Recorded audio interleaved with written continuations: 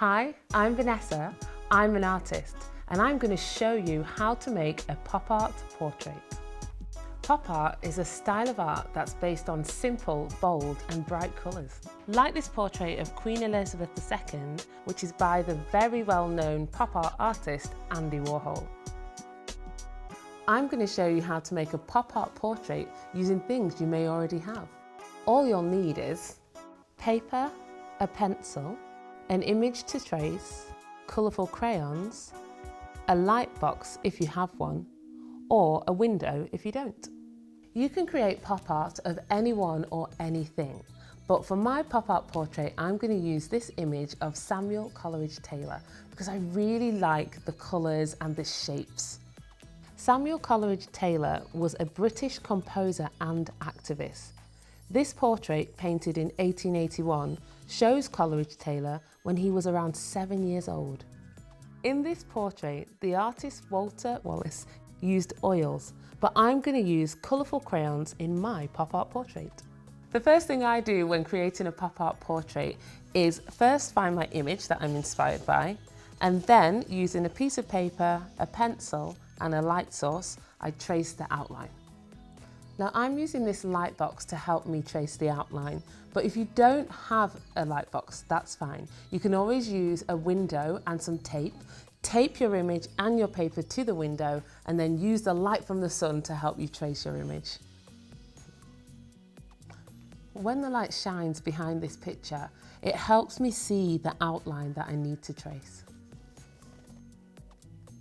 Now to find an image that you want to trace, you could look in books or magazines, or you could even use a photo of yourself. Once you've finished tracing your outline, move your tracing away from the light source and now get yourself a black pen and we're going to trace over our pencil outline with the black pen.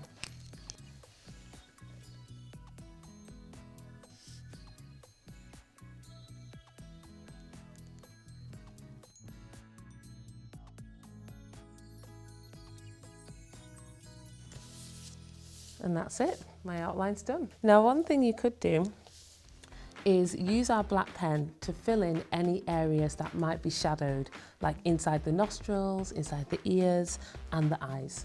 Once you've finished the outlines and the pen is dry, we can use a rubber to erase any pencil outlines that might still be there. Now for my favourite part of the pop art portrait process, it's time to choose the colours. Now I find it useful to use a separate piece of paper, just scrap paper, to test out which colours I'm going to use. I usually try and decide on 4 or 5, sometimes 6 colours.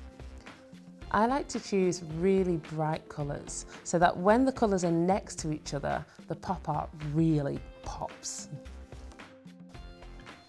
And once you've decided on your colours, you're happy with them, you're ready to start colouring in your portrait. Now usually with crayons, we tend to colour like this, really light, which is great. But if you want a really bold colour, try colouring in circles like this. And you can already see how much bolder it is. Now you can add colour wherever you like, but if you've got 2 separate areas next to each other, try and use a different colour. There's really no rule to colouring in. This is your pop art portrait.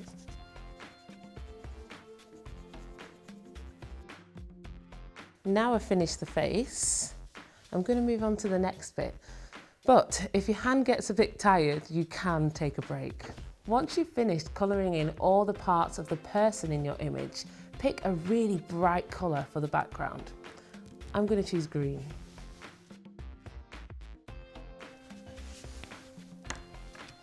And that's how you create a pop art portrait.